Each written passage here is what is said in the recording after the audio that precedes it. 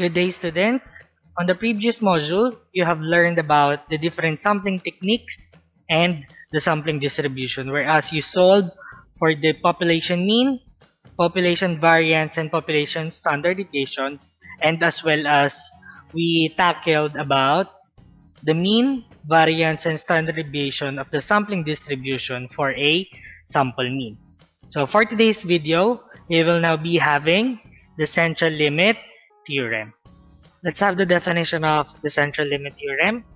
The central limit theorem states that as the sample size n increases, the distribution of the sample means taken with replacement from a population approaches a normal distribution with mean and a standard deviation.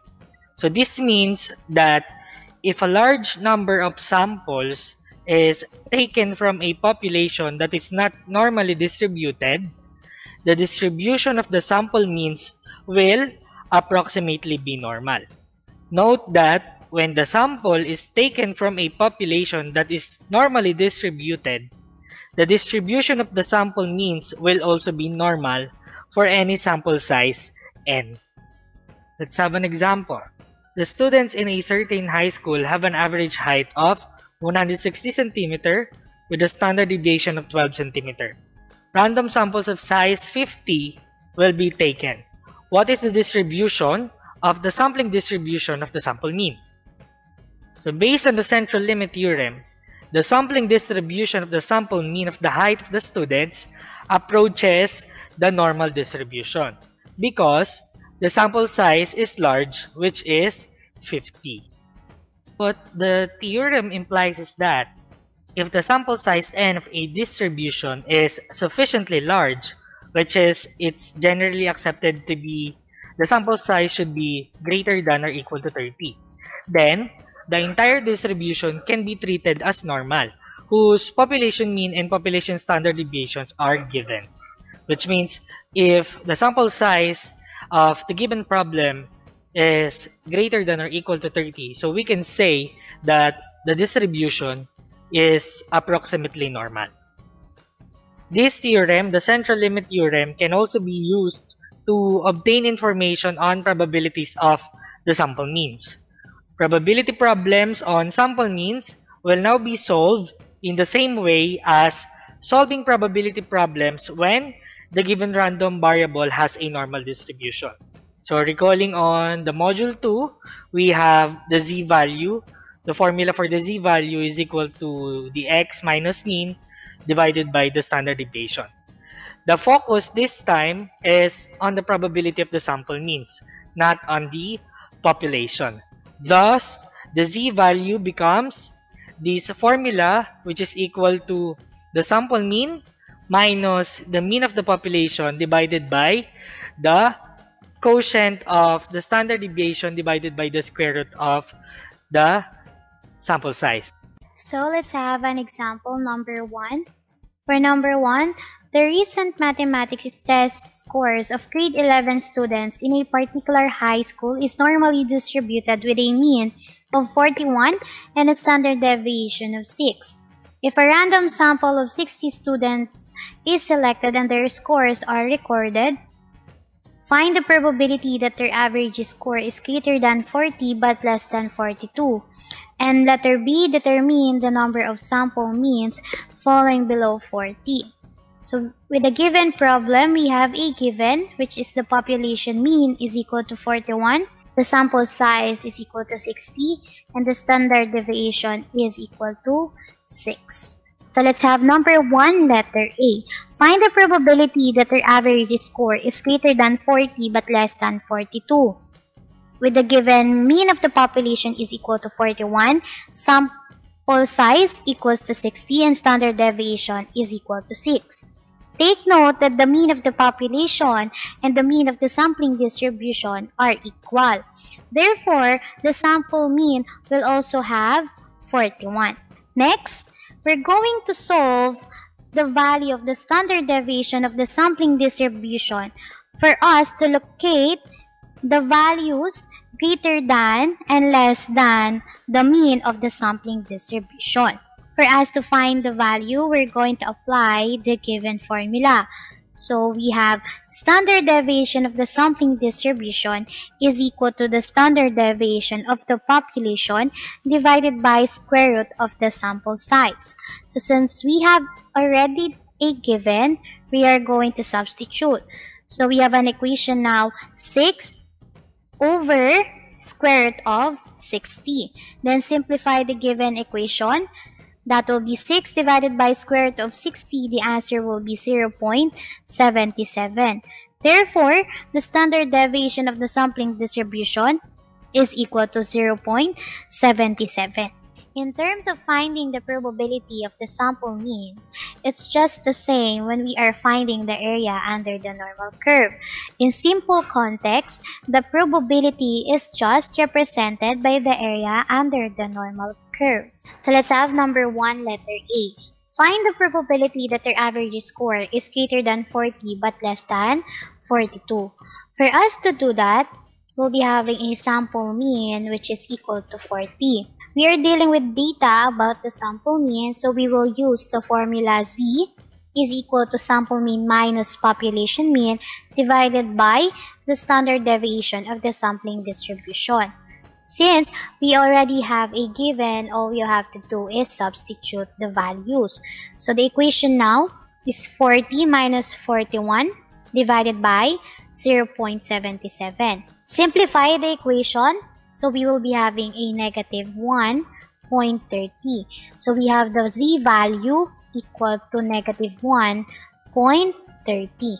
So since you have the given Z value which is equal to negative 1.30, we are now going to find the probability. So for us to find the value of the probability of Z value, refer now to the standard normal table. So as you can see in the illustration, the probability of less than negative 1.30 is 0.09680. So next, we have a sample mean which is 42. So same process, we're going to use the same formula to find the value of C. So we have now Z is equal to positive 1.30. So since we have the C value, we are now going to find the value of the probability.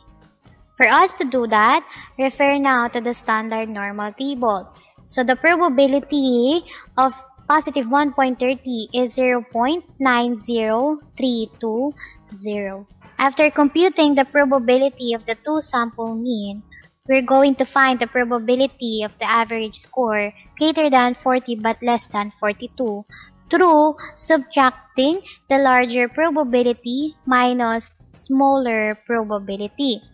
So the equation now we have is 0.9032 minus 0.0968. So the probability of the average score greater than 40 but less than 42 is equal to 0.8064.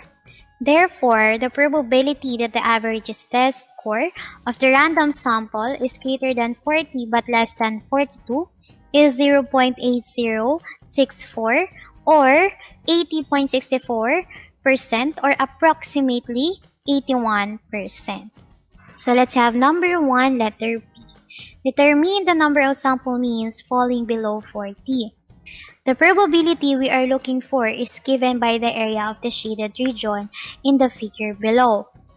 Since we solve the probability of the sample mean 40, which is equal to 0.0968, it concludes that the probability of the average test score of the random sample is less than 40 is 0.0968 or 9.68%.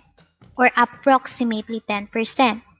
The number of sample means falling below 40 is 10% of the 60 students, which is equal to 6 students. So let's have example number 2. For instance, the average age of a car registered in the Land Transportation Office or LTO is 10 years or 120 months. Assume the standard deviation is 20 months. If a random sample of 35 cars is selected, find the probability that the mean of their ages is between 115 and 129 months. First step, identify the given information.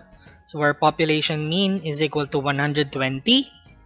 The sample of size is equal to 35.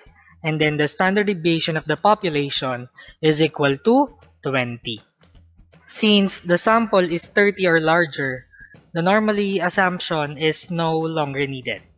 The desired area is shown in the figure below. Let's have first the sample mean, which is equal to 115. So again, we will still be using the formula z is equal to the sample mean minus the population mean divided by the standard deviation of the sampling distribution. So substitute the given. So that will give us 115 minus 120 divided by the standard deviation of the sampling distribution, wherein we will be having now the z value equals to negative 1.48. Then for the sample mean equals to 129, again, same process. You just have to substitute the given to the formula. That will give you 129 minus 120 divided by the standard deviation of the sampling distribution. So the z value will now be equal to 2.66. The two areas corresponding to the z values of negative 1.48 and 2.66 respectively are 0.06944 and 0.99609. So since the question is asking for the probability in between sample means 115 and 129, which were converted into z values, we just need to subtract the smaller area, which is the smaller probability, from the larger area, which is the larger probability. Thus, the equation now will be equal to 0.99609 minus 0.06944, which is, it will be equal to 0.9267 or 92.67%. Therefore, the probability of obtaining a sample mean between 115 and 129 months is 92.67.